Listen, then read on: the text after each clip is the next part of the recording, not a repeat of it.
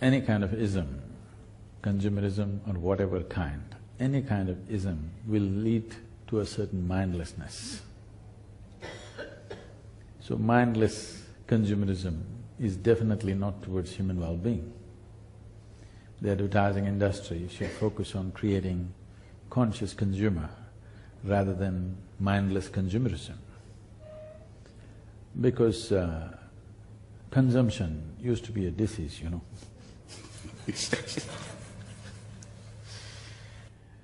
So even now it's a kind of an ailment. That is, we will not do… in our lives we will not do what's needed, we will do what is expected from somebody. This means your life completely derails. People who expect whatever they expect out of you, they themselves do not know a damn thing about their lives. To fulfill their expectations, if you live, obviously you will completely go off the track. So I feel the industry should focus on creating a more conscious consumer and a more conscious every kind. Ism means a certain mindlessness, simply doing something. Once this sets into a society, a mindless society will go in cycles, not really getting anywhere. Nothing profound will live in that society. Everything becomes profane. Right now, we are rapidly trying to go there. This is a nation, this is a culture where every aspect of life, simple or otherwise, everything had a deeper rooting, everything had always a deeper meaning. Simple things, how to sit, how to stand, how to eat, everything always had a deeper connotation. Because of this, no matter what kind of rigors outside situation offered us in the form of invasions, in the form of exterminations of certain kind, famines, whatever came, the spirit of India lived on undisturbed because of a very deep rooting. If you take away this deeper rooting in a human being and make him very, somebody who lives out of a mall, these people will get shattered very easily. You must understand this. Till recently, till last 25 years, 20 years I would say, the number of people who are psychologically deranged in this country is extremely low. I know there are a whole lot of argument and debates, oh that is because it's not recorded, that is because it is not documented. That is also a fact, undeniably it is there.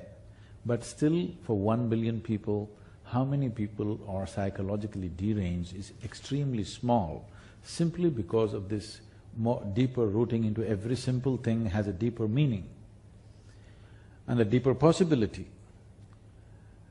Today, because he brought up the issue of women and children and whatever, the statistics say that 42% of women in United States of America over 45 years of age are all on antidepressants. If you take away a few medical formulations from the market, half the population will go crazy, that's what it means. That's not a healthy society. In many ways, that is a product of mindless consumerism. That is. After having seen that happening to one society, if we do not learn from that, we for sure mindless. Whatever kind of ism you follow, ism means mindlessness. It's very important that human societies function out of their intelligence, not just out of external tendencies that are going on right now. They will come and go. There will be a certain segment of society which does that, but pushing the larger segment of society into that kind of a mode clearly shows we are not interested in the well-being of human beings. We just want to sell something at any cost. And above all, if you go by consumerism, the only way you can sustain this is you're determined to keep one half of the population in abject poverty. Because if 7.2 billion people who live on this planet have to have a life in terms of consumerism, an average American citizen has, the Living Earth statistics says that we need 4.5 planets to sustain this. We only have half a planet left, one half is already taken. With half a planet, you're marketing for 4.5 planets. This is a dangerous process. The only way you can do this is one half of the population should be kept in abject poverty so that others can go in consumerism binge. I think a more sensible way of living is possible. This does not mean you do not enjoy your life, this does not mean you don't have things. Everybody can have what they need. Everybody can have what they can use, but just for the sake of satisfying somebody else's opinion who himself is mindless, if you go about digging up the planet, because whether you take a phone or a car or a spacecraft, you can only dig it out of this planet. We're going to dig the Mars, that's different, but right now, whether you make a safety pin or the biggest machine on the planet, you have to dig the earth. I'm not trying to render an ecological message. I'm talking about human beings.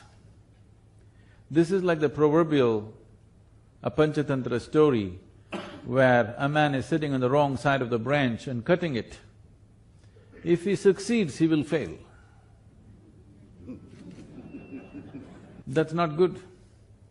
If you succeed, if you're going to fail. This is happening. Successful people on the planet, not so much in India yet, it will come. In the Western world, the most successful people do not carry the most joyful faces, okay? They carry really tense and agitated faces. So now we are sending out a message to the younger generation, success is suffering. This is a very wrong message. If you do this, what happened in the 60s in America will happen everywhere. The message was so clear that success is not worthwhile, so the younger generation chose, they thought it's better to sit on the street side and smoke pot. Definitely, at least we're happy. That's the philosophy of the youth. That will come everywhere if you send out this message that success is suffering. Success is the sweetest thing in human life. It doesn't matter whether we do small things or big things, success is the most important thing. If success becomes suffering, if a society gets this message, that society is for sure down the drain society. So consumerism, creating a conscious consumer who can pick and choose what he wants is different.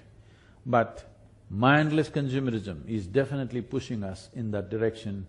I know all the advertising giants are here, I would please request you, in the interest of your children and the future of the nation and the world, it's very important how we promote this.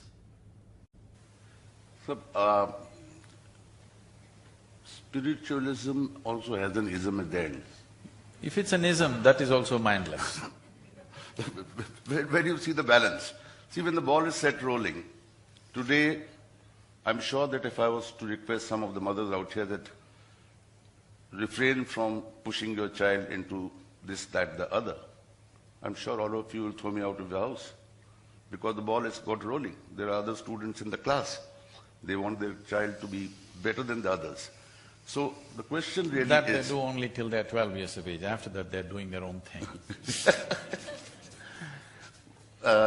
True, but I'm saying that if in a society which around the world is moving in that direction, what are the few suggestions that you would give to people to try and bring that sense of balance that you're talking about? India, still largely, the parents are still pushing their children towards a certain educational qualification because survival is still a strong force. Except in a thin veneer of society, which has gone beyond survival. The larger part of India is still striving for survival. In most families still somehow get to the engineering, get to the medicine, get to IAS, something because survival. Survival mode is still strong. That should not last forever. But when a conscious mode comes, when survival is not the big issue, when conscious mode comes, at least now there are no compulsions. When survival mode was on, there is a certain compulsion. Everybody became doctors, whether they liked it or not. Everybody becomes IT engineer, whether they like it or not, because survival. But once the survival mode is over, the blessing of being beyond survival concerns is that you can choose. You want to create another level of compulsiveness, this is madness. This is sheer madness. When survival is in question, everything is by compulsion. The dictates of survival will determine what you should do and what you should not do, or what you can do or what you cannot do. Very few will escape that. But once the dictates of survival are gone, you're off the survival mode, this is a time when you should consciously choose. This is not a time to imitate other people. This is not a time to take mass decisions. This is a time individual people can flower. Because the essence of human life is that individual human beings can grow to their full potential. If that doesn't happen, you have degraded the humanity. You have taken away the possibility of what those individual human beings could be. Our education systems are still in that mode. These education systems were created so that you could be a cog in the larger machinery of industry or business or whatever they have created. Reducing a human being into a cog who serves a certain machine is once again only significant as long as survival is in question. Once that's taken care of in a society, it should not exist, but unfortunately, we try to fix them into a different machine. When you have children, you must understand, first of all you must understand, children don't belong to you. They don't come from you, they only come through you. You must understand the privilege that another life passes through you and becomes real. You must be always grateful and see it as a privilege. This is not a time to exercise your right of property. It's not your property. An individual human being cannot be your property. It is not for you to fulfill all your unfulfilled dreams through your children. Yes.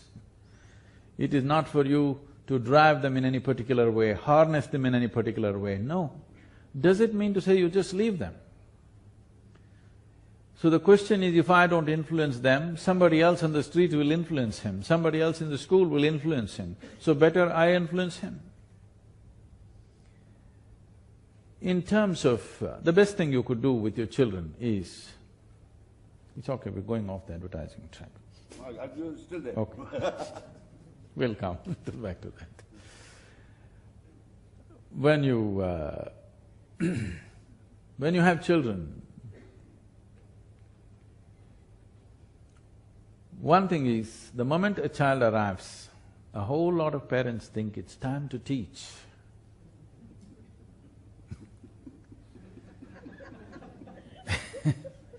I want to ask you a simple question. Between you and your child, if the child is below 10 years of age, between you and your child, who is more joyful, you or the child? The child. Then you please tell me, who should be a consultant for life? The miserable one or the joyful one?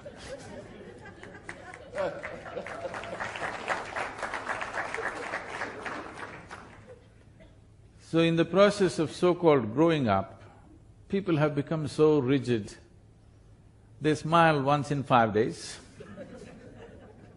Laughter happens when they get drunk only.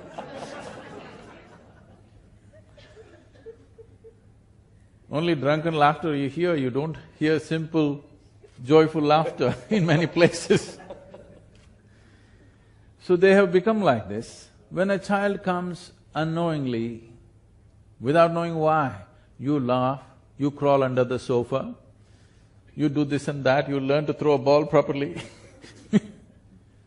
You do things which concern life, which you would have never done by yourself, simply because this bundle of joy has arrived in your family. And it's a privilege. It's not for you to shape it and twist it and make it like you or not make it like you. Your business is only to protect it from every influence. This is the best thing you can do.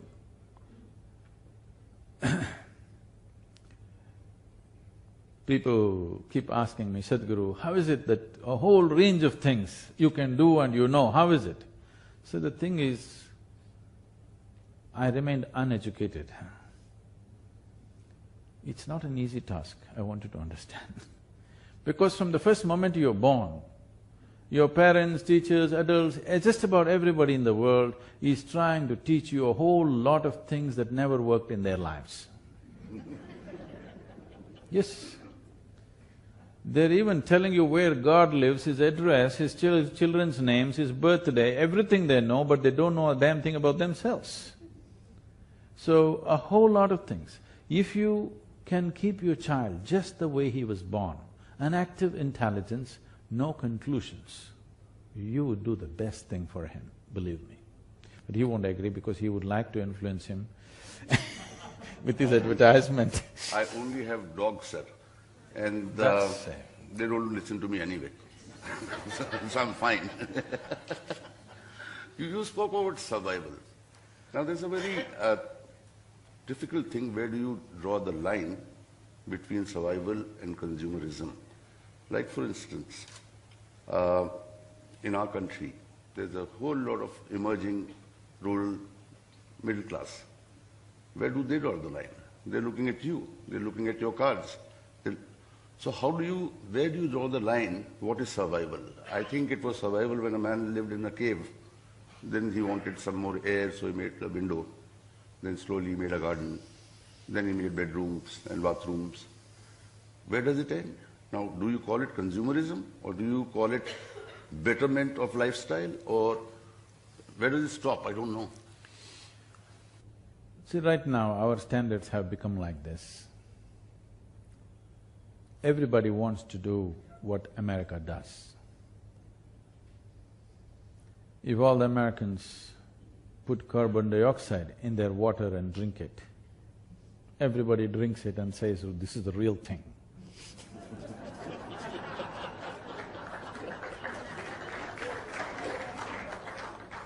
Even a kindergarten child knows this body does well with oxygen, not with carbon dioxide.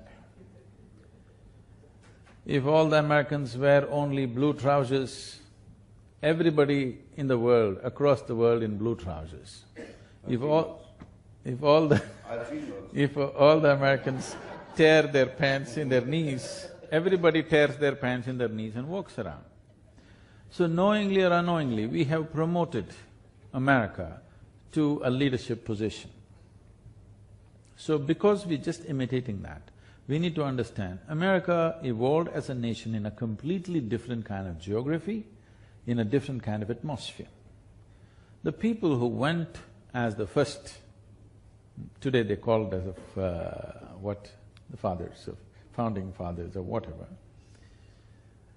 these were not the elite of United Kingdom, these were not the most educated, people who were treated very badly, segregated in many ways, who could not have a good life here, risked their lives to go across the oceans. It's not like today, a few hundred years ago, going across Atlantic is as good as leaving the world. People took that risk because the life here was so bad and so without possibility. So when these people went, the first thing is they saw a lush, limitless land. For somebody who lived on a small island, America, North America is a limitless amount of land. So they went and the only way was to splurge everything, from water to land, agriculture, everything that they built super-size, because they were just working out their poverty states that they had there. This happens in every society, but unfortunately that culture grew in the same way and the whole world is taking to it. Is it right or wrong? I am not questioning the morality of it, I am only questioning the practicality of it. I am not saying which is right, which is wrong. Everybody can live whichever way they want. So if all of us want to live whichever way we want, at least we must have this much. At the beginning of 20th century, we were only 1.6 billion people. Today, we are 7.2 billion people. The United Nations predicts that by 2050 we'll be 9.6 billion people. If we really want to splurge and do whatever we want, at least we must reduce our population. As a generation, if you do not produce children, at least that way, you can do your consumerism whatever you want. You want billions of people to grow and then consume, this is suicide. There's nothing else but suicide. So, instead of leaving it to the predictions and saying by 2050 we'll be close to 10 billion people, if we consciously aim, by 2050 we'll be 3.5 billion people, not by killing anybody, just by postponing the reproduction process. If you do that, you don't have to express so much concern about what individual people are doing. And another thing is, if people are little… there is more space in the world, the need to imitate somebody will be much less. This is happening because we are all cramped up in one place. What somebody does immediately affects us and suddenly we look high or low. So we have to upgrade our stuff too immediately. If there was little more space, you will see the whole consumerism process will come down.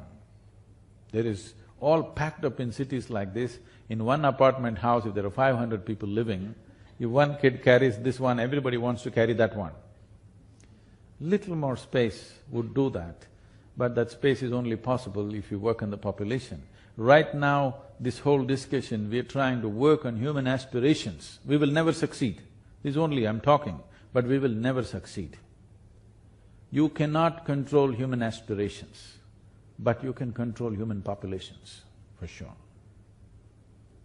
Now, I think a lot of us are confronted with this kind of question very often by more evolved people, that advertising actually promotes consumerism. What is your take on that? Because I personally believe if somebody is making something and somebody is willing to buy something, then we are doing a fairly good job. I don't believe advertising is the basis of consumerism. Probably a sensible advertising definitely creates a conscious consumer. Maybe, I don't know much about this, looking at I only look at the news channels. So looking at the advertising process in the news channels, I would say only about 15 to 20% is kind of mindlessly pushing people towards something. Others are more trying to create a choice that one can choose. 15% is not going to be so corrupting. At least something is 15% for us. It used to be commission earlier.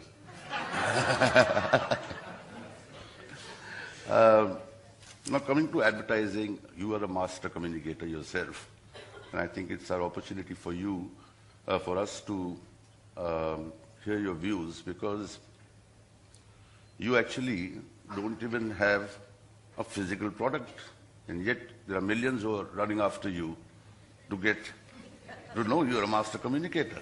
I at least can say, hello, would you like my specs? See, nice specs, better than that one's. So I've got something to sell.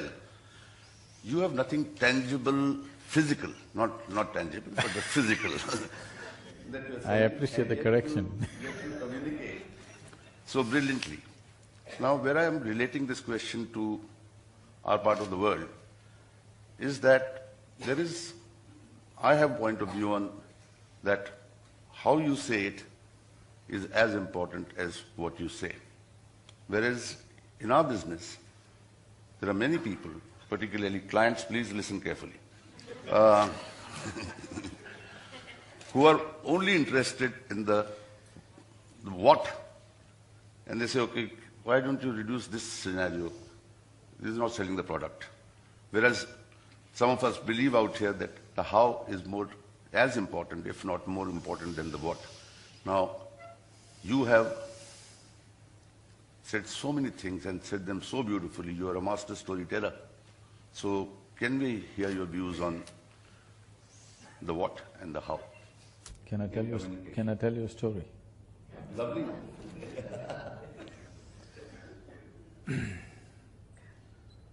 Shankaran Pillai. I had been warned.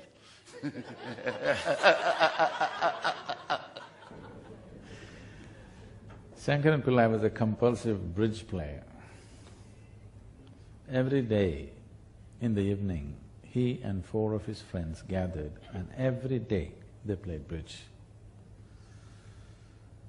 And they played for money, some stakes, and that day the stakes went up. One of the friends, in a single hand, lost $1,000. And in 2 minutes he clutched his heart, had a heart attack, fell there, right there and died. So all the remaining 4 friends stood up. They played the game standing, out of respect for the departed friend. Then after the game was over, now somebody has to convey this news to his wife. So, nobody wanted to do this, so they picked lots. And then Shankaran Pillai got the thing. They picked the cards and he got it, so he had to go. They said, see, you have to do this well. You have to do this really discreetly. This is not like you just go and say, your husband is dead. You cannot say that. You have to say it properly. Shankaran Pillai said, don't worry, I'm really discretion itself. I'm the embodiment of discretion. You don't worry about me. So he went home and knocked on the door. The wife came and she opened the door with the security chain and asked, what? Aggressive. He said, you know, I'm a friend of your husband. All the more, what?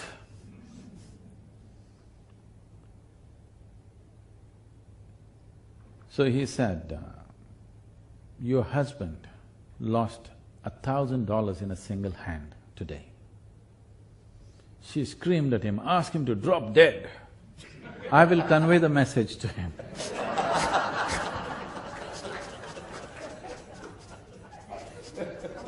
That's fantastic. So now, how you say it is most important. It's more important than what you say many times, because what you say, even if it's the most profound thing, can be misunderstood and distorted in no time in other people's minds. Great things have caused enormous damage to people and to larger humanity simply because of the way it's been said. The religions of the world have caused much damage to humanity, much bloodshed and much pain, more pain than anything else on the planet probably, simply because of the way it's been said. What has been said is not really the problem. The way it's been said has caused all this pain and suffering. So how you say it is extremely important. First of all, we need to understand, when we say something, if you speak, whether you are in the advertising business or otherwise, if you speak, you must… if you make it this way, that your speech is about the people or the person that you're talking to right now, it's not about you. If you are a compulsive speaker, that you must speak, then it's a different kind of ailment. But if you say, I'm communicating, what does it mean? It's about the person, the way they get it, not about the way I say it. The way they're going to get it is most important. So if you understand this one thing, whenever you speak, it is always about the person who is sitting in front of you, it's not about you, then you will say it well. I wanted to hear it from you, but they don't listen to me. That brings me to, on the how. In our business, how is actually the area of emotions, and the product is the area of practical. I've actually read something. If tears of love, joy and ecstasy have not washed your cheeks, you are yet to taste life. I want you to elaborate on that, the role of emotion, the how in communication. If you, right now, if you're walking out of the hall and if you see somebody standing there, tears coming, the normal conclusion in a society like this would be, maybe they're suffering something, some pain, some suffering. Tears and pain have gotten too linked up in most societies. Tears have nothing to do with pain. If any experience of life becomes truly intense, tears will come. But for most human beings, the deepest experience that they have is pain. So they have linked pain and tears together. If you become very joyful, tears will come. If you become very loving, tears will come. Ecstasy will bring tears. Even anger brings tears. Shame brings tears. If anything crosses a certain level of intensity of experience, if you just look at something, if a visual image without any emotion is very intense, tears will come. It is not necessary there must be an emotion behind it. It is the intensity which brings tears. If you have not known life in its as much intensity as possible, if life has not overwhelmed you, what the hell, what are you doing here? If life and the process of life does not overwhelm you, why are we alive, really? If aliveness has touched you, you will see, if you sit in a certain state of meditativeness, just the peacefulness, if you sit for 2 hours, it'll be just going. It is not because of any emotion, just the intensity of peacefulness. But for most people, their love, their joy, their peacefulness is never so intense, but their pain is intense. If you just prick yourself with a pin, it goes to the core. But the joy and other things never touch like that, because that is how people have structured themselves. This is what needs to change. Are you here to experience life, or are you here to avoid life? This is a question. There are two fundamental forces that are constantly working within a human being. One is the instinct of self-preservation, which is always telling you to put a strong boundary around yourself so that nobody can hurt you and harm you and whatever else. Another is constantly wanting to expand. Every human being wants to expand limitlessly. They may not admit it right now. They say, just one more thing, if it happens, everything will be fine. If that one thing happens, there'll always be one more thing and one more thing. They believe in going towards the infinite in installments. Approaching the infinite in installments is a hopeless method. It is never going to happen. You cannot count 1, 2, 3, 4, 5 and one day say it's infinite. Such a possibility does not arise. If you want to approach the infinite, you must give up the 1, 2, 3, 4, 5. But the security of 1, 2, 3, 4, 5 keeps people like this. This is a mode where you have gotten into your mode as to how to avoid life, because some experience of life, your own or somebody else's, has brought pain. So the best thing is to insulate yourself from life itself, because life is the source of pain. You will notice this if at any time, I've seen people, I've never had a first-hand experience of these things fortunately, because this has always been my problem. My parents, my father always worried. He would say, what will happen to this boy? He has no fear in his heart.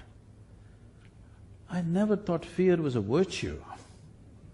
Why is fear a virtue? Fear is the most debilitating emotion that a human being can go through, but that is considered a virtue. Even if you say divine, even if you say God, you become God-fearing, isn't it? Because somebody's out there to do something to you all the time. So we have thought fear will make life safe. No, the only thing that makes your life safe is your sense, not fear. Fear will avoid life. If you become fearful, the first thing that happens to you is you become breathless, because the boundary that you have established is so effective now, even to breathe, it becomes difficult. You're in a cubicle where you cannot breathe by yourself.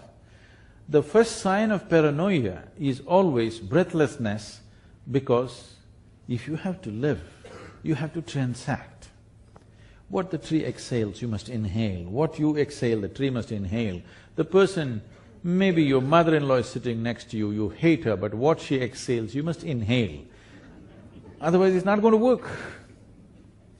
These boundaries are there only in your psychological space.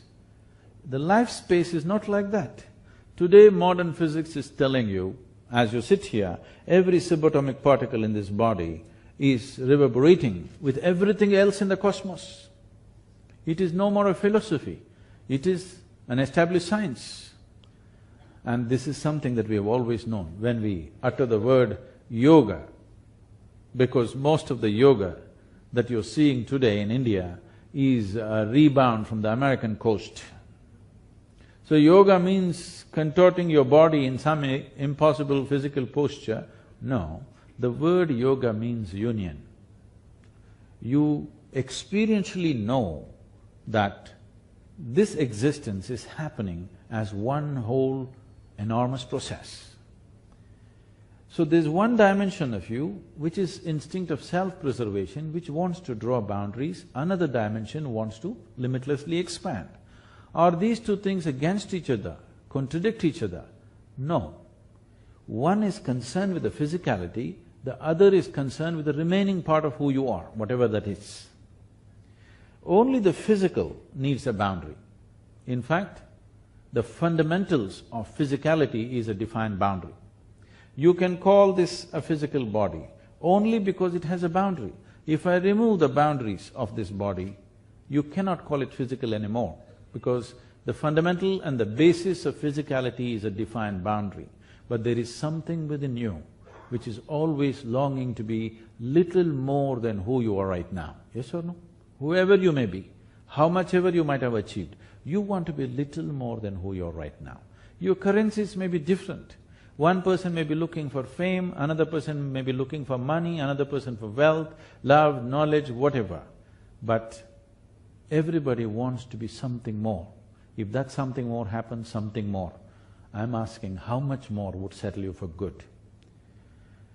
If you understand that the only way you can settle this is, this does not want something more, it wants it all. If you want to have all, it can't be physical in nature. So if you realize this, and if your experience of life transcends the limitations of the physical, now suddenly all is yours, because it is the boundary which made you feel that you have to conquer that. Either you can conquer that or you can dissolve into it. Conquering the cosmos is a stupid idea, isn't it? Dissolving into the cosmos is a practical idea. So this is what yoga meant. If this happens in the inner experience of the human being, that you feel limitless within yourself, then you don't have to worry about what is the advertising message, consumerism. No, everybody will do what they think is needed. Nothing more, nothing less. Every human being should do what is needed for his individual life. Nothing more, nothing less. If you do less, that means you'll be inefficient. If you do more, the excess is also leading to inefficiency. You will not realize the full potential of who you are. So the intensity of experience comes within you only when you address the longing to expand. If you address the self-preservation mode, it will shut off everything. The only tears you will know is of pain, suffering, fear, agitation, frustration. But if you empower the other dimension of nature within you, one dimension of nature is trying to put a wall around yourself, another wants to go limitless. Only when you touch that, only when your life is carried by that dimension of nature within you, you will see every leaf, every flower, an ant can bring tears to you. I must tell you this. Okay?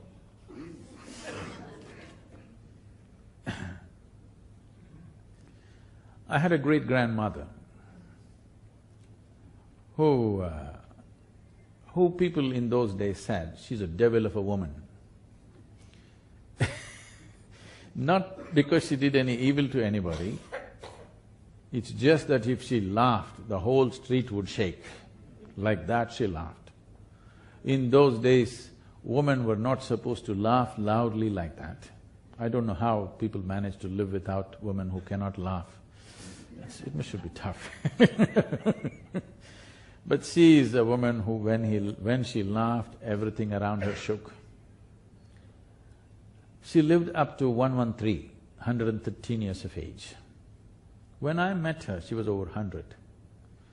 So at the age of 68, she moved out of the family structure. By then, she had buried her husband, she had buried many of her children, a few grandchildren, a few great-grandchildren also she had buried. She got married at the age of 14, and over 100 years of age, she had seen everybody through. So at the age of 68 or 70, she moved out of the family, she built a small place for herself, and she grew her own food and she lived by herself. When we went there to the ancestral home in the summer vacation, she always came. And I kind of hit it off with her in a certain way because she was special. I did not know what was special about her, I was just 4 or 5 years of age. But with her you could do anything you wanted, so I liked it. There were no rules with her. I would see her, somebody would bring breakfast for her, then she would go about giving this breakfast to the ants, to the sparrows, all the sparrows are dead now, to the sparrows and to the squirrels. Most of her breakfast would be gone like this, and people around her, self-appointed advisors would say, you give away all your food to these creatures and you will die like this. All these advisors died, but she lived on.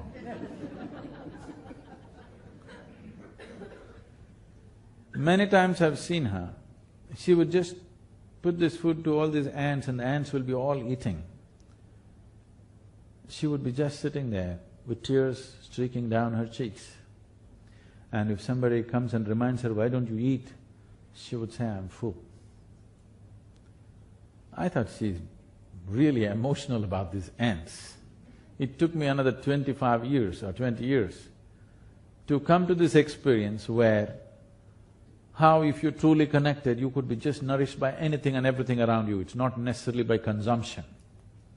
So consumerism is not the way you connect with the existence, consumerism is not the way you experience life in its full depth and dimension.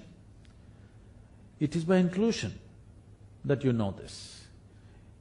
So right now, the most, what to say, rudimentary form of inclusion is to shop.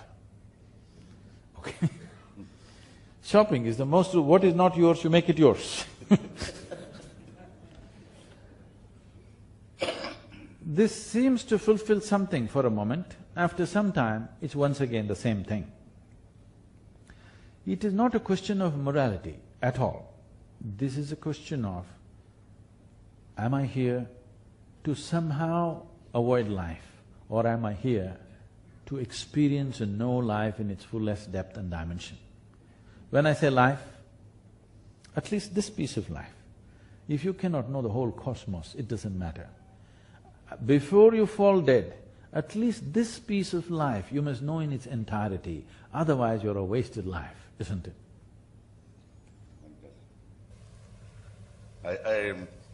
I think you might have questions on consumerism, but you can wait a little bit. I will not miss this opportunity on some other aspects of our business, which are not just about business, there are issues on life, which I won't you too. That's one of the things that I keep hearing from very young people, 25, 30-year-old. I'm too stressed out. Now, Even the 12-year-olds are saying. sorry? 12-year-olds are saying. And here also I've got a quote of yours.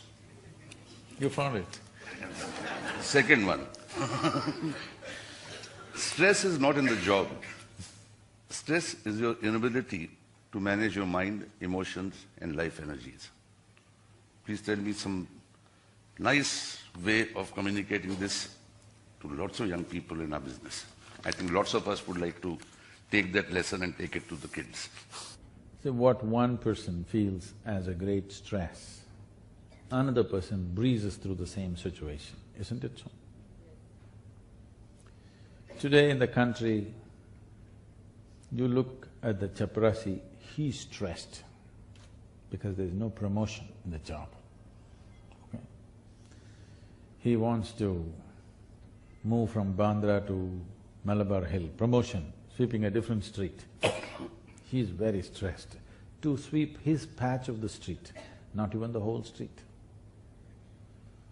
We can go like this, right at the top job, the Prime Minister. In between the chaprasi and the Prime Minister, just about everybody, including a school-going child, is experiencing stress. Or in other words, what they're saying is, the statement is, life is stress. When I first went to United States a few years ago, wherever I went, people were talking about stress management.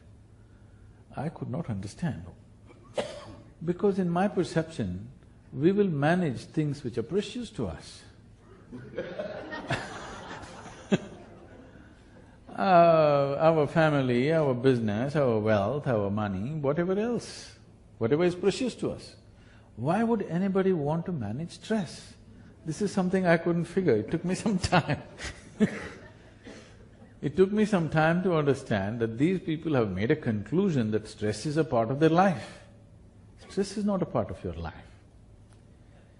As the quote you read out said, if you knew how to keep your mind, for example, if your mind took instructions from you, if your mind just does whatever you want, would you keep it stressful or blissful? It's a question for all of you. If your mind took instructions from you, would you keep it stressful or blissful? That's your choice. You must make the choice. I'm going to bless you right now. It's very important you make the choice. The problem is most people have not made the choice. They have not made a clear choice. So if the mind was taking instructions, you would keep it blissful, well, you have the answer. Your mind is not taking instructions from you. Then who is it taking instructions from?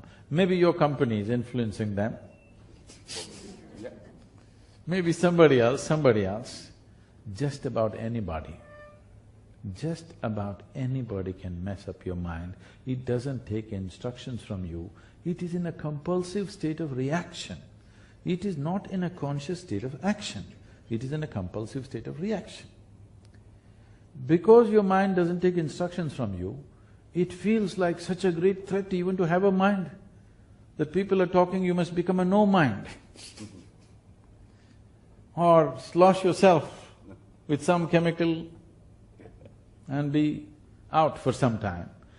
All these things are simply because mind is not working for you, it's working against you. Any kind of suffering, stressfulness, anxiety, anger, it doesn't matter what you call it, these are all different states of unpleasantness in your mind. Any kind of unpleasantness in your mind means your own intelligence is working against you. There is an evolutionary reason for this. You know, Charles Darwin told you, you were a monkey at one time. This is not my statement, okay? I'll accept it from you. No, I did not say that.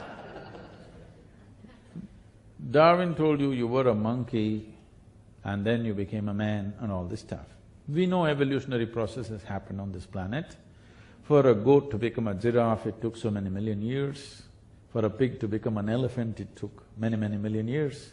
But for a monkey to become a human being, it happened too quickly. Yes, to a point. Whenever he doesn't like something, he laughs it out. You said laughter. It's better, it's better.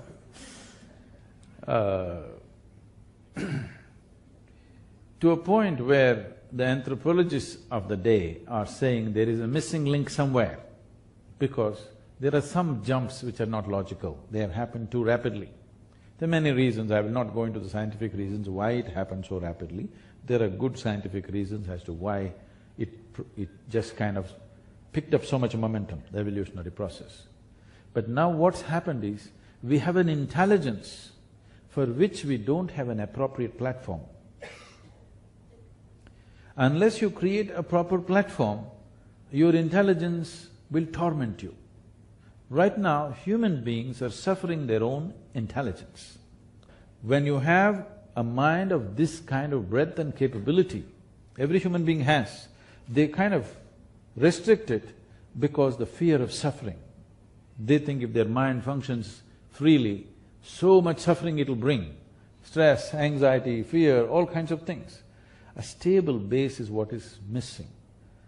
The spiritual processes, particularly the yogic practices, when I say yoga, do not think of impossible postures. There are various things to create a stable base, a kind of base which can hold this intelligence with ease. If you do not do that, in the evolution of intelligence from monkey to man, and in the evolution of the body from monkey to man, they have happened at different speeds. The evolution of the mind and consciousness has gone too rapidly, the body has not gone so rapidly.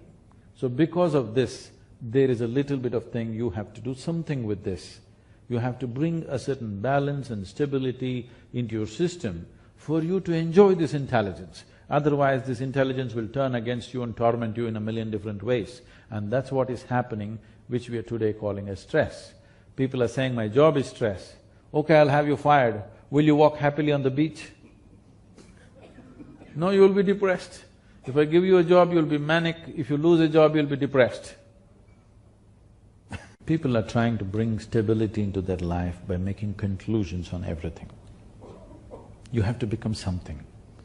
You have to become an optimist, you have to become a pessimist, you have to become a theist or an atheist, or you become a Hindu or a Muslim or whatever. You have to become something to become stable, because this is identity-based stability. The moment you identify yourself with something, whatever it may be, the moment you identify yourself with something, your mind will function only around that, whatever you're identified with. Once mind is functioning only around that, it becomes like a whirlpool of its own. If you watched in a river is moving rapidly towards the ocean, there'll be a whirlpool here. This whirlpool goes nowhere, it is always in the same place. This is the nature of the whirlpool. So the moment you identify yourself with something that you are not, when I say something that you are not, the very physical body that you carry is an accumulated body, isn't it? It is a piece of the planet that you gathered slowly over a period of time. You must get this now. If you don't get this now from me, one day you'll get it from the maggots, and that's not of much use. Right now, you know that this is just a piece of the planet that you picked up. If you get identified with this, your mind functions only around this. This body is everything. Because this body is everything, whatever concerns this body, all those bodies become something. This is the bane of our country right now. This is a Dhritarashtra syndrome. You remember? So basically what you're saying is that it is… you have to take things as they exist, but you have to use your imagination to… No. This is what I'm saying. Don't draw a conclusion. Conclusion is death, isn't it? Awareness is life. I am an optimist means tomorrow is going to be a great day. Pessimist means tomorrow there may be a lot of trouble, tomorrow this may happen, that may happen. But the reality is, tomorrow has not come, so you don't know what the hell it's going to be. We will plan for tomorrow, but you really don't know what it is, isn't it? Yes or no? It doesn't matter how many predictions you have, how much guesswork you have, still you do not know what tomorrow is. You do not know what next 5 minutes is, isn't it? So reality of life is just this. We have a whole lot of ideas based on the past experience of life. They may go well in a few times, but there's always a possibility something else could happen, always. That is the reality of life. If you make a conclusion that this is the way it's going to be, you miss the experience of life because you concluded. All these conclusions are because one way or the other, we want to take away the uncertainty of life. We want to conclude. People want to conclude, there is God, there is no God, there is like this, like that. Atheists and theists are just people who neither have the courage nor the commitment to seek what is true. So this is why you must understand, in this land, the fundamental ethos of this culture has been that this is a land of seekers, never a land of believers. In the same family, 5 people can worship 5 different gods because we have understood the technology of God-making. Yes, yes. We know how to create forms which will work for us, and we know very well we created it. And there is a certain process called Ishta Devata. That means you can choose your god of your liking. There are 33 million gods and goddesses, you have a choice, but if you don't like any of them, you can make your own. Really. If you worship the tree in your garden, nobody in India thinks you've gone crazy, okay? Somewhere else they'll report you. Yes. It is so. You worship a small rock on the street side, nobody thinks you're crazy, okay, you relate to that, it's fine with me. You worship the clouds in the sky, perfectly fine.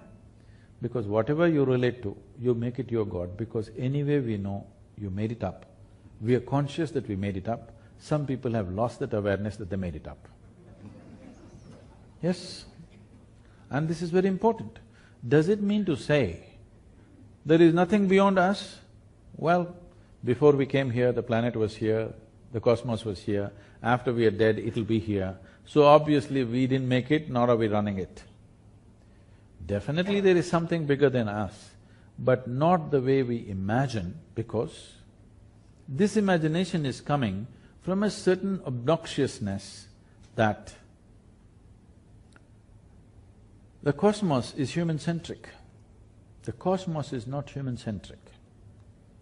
We are just a small happening in this creation. We also have a place, but the world and the existence is not centered around us. This is a very obnoxious conclusion we have made. Because of these kind of conclusions, we become this or that. Why is it so necessary to make a conclusion?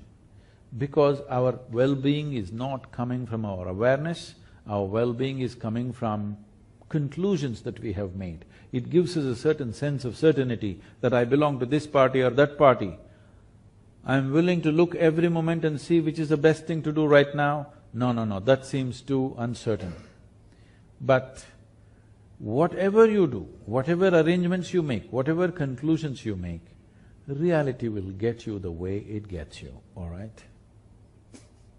Yes or no? It'll anyway get you, one way or the other. If you are in touch with reality, if you are in tune with reality, you can handle these things gracefully. Life and death, you can handle gracefully. Otherwise, if you're an optimist, you will go towards till as long as a few things are working, you're okay, after that you will be frustrated. If you're a pessimist, we don't have to tell you. You've already given up on everything. Is it true that your body, when you were born, it was only this much and slowly you gathered it? Is it true? Why is it so difficult to say yes? Yes. So you gathered this body. What you call as your mind this is an accumulation of the food that you've eaten. What you call as your mind is an accumulation of the impressions that you have taken in from whatever exposure you have in the world. So your body is an accumulation, your mind is an accumulation. Whatever you accumulate, at the most you can claim it is mine. If you say it is me, it amounts to insanity. Suppose I suddenly pick up this vessel and say, this is my vessel, they will think, oh, Sadhguru's got some problem with the vessel. But everybody says he's wise, let's listen some more. After some time I say, this is me, then you will say, let's go. This, unfortunately, you're doing every day. The food that you eat appears on your plate, you say, this is my food. You eat it and say, this is me. This is a socially accepted level of insanity, okay? Yes, it's socially accepted, but if you believe something that is not you as yourself, it amounts to insanity, isn't it? Even medically, you will qualify. Now, consumerism or becoming a consumerist, there is no such thing. You must only consume what you can digest, not only physically, in every other way. If you consume more than what you can handle, it will only lead to destruction. This you know very well with your body, but that is the same thing true with everything. So this consumerism means, instead of human consciousness directing the human commerce activity, right now we are letting commerce direct human consciousness. This is a dangerous way to live, and it is definitely not a sustainable way to live. I'm not only saying ecologically, even as human beings, we will not be able to sustain our basic human nature if we go this way for too long. Right now, a few people are trying to push, but you must understand, a whole lot of people, I'm sure it is true in this hall and everywhere, the moment the advertisements come, they switch it off and go and attend to their this and that. Yes? A few things they may watch, rest of it, people will try to avoid because it has become a certain onslaught of you must do this, you must do that. It is only initially it is working. After that, people will only see what they want to see, what they need. They're not going to watch everything and get excited about it. That's not true. That is only true with a certain juvenile mind. Everybody else will see only what they want to see. You're advertising Rolls-Royce, a whole lot of people may see, okay, it's a beautiful car, but they never think, I must get a Rolls-Royce. A whole lot of people will not think. There are very few people, a certain segment of people who will drool, oh, I wish I had it. Not everybody else. A whole lot of people think it's an impractical car to buy. They'll buy something else, what is suitable for their life and their lifestyle and everything else. So what I'm saying is, this thing about somebody is a consumerist, somebody is a spiritual person, there is no such thing. What you have right now as a body and mind, both accumulated. If you accumulated all this, what you accumulate cannot be you, isn't it? By any standards, what you accumulate at the most can be yours, it cannot be you. So if you accumulate this much body and this much mind, there must be something more fundamental about you, which is beyond this body and this mind. If you touch that, we say you're spiritual. Once you're spiritual, your consumption becomes conscious. Do what you don't do. I think you must look at yourself very carefully, because the children are picking up everything rapidly and they'll exaggerate everything that you're doing. So, one foremost thing is, at least make yourself in such a way that you would like to be. Somebody may not approve, it doesn't matter. At least you made yourself in such a way that you like the way you are. Gurus No, women will not make good gurus, nor will men make good gurus. Unless you know how to be beyond the two, you can't be this. If you're a man or a woman, if you're stuck with your gender, then there's no chance of being a guru because you're looking at the mechanics of life in a completely different way. You're just looking at life as life. All the problems on the planet is simply because everybody has their own mission. And these missions are creating variety of conflict. If all of us sit here without any mission, mission means an assumed position of importance and agenda, individual agenda. If all of us can sit here, what is a human being longing for? Every human being. All of you, wherever you are right now, you would like to be little more than what you're right now, isn't it so? Hello?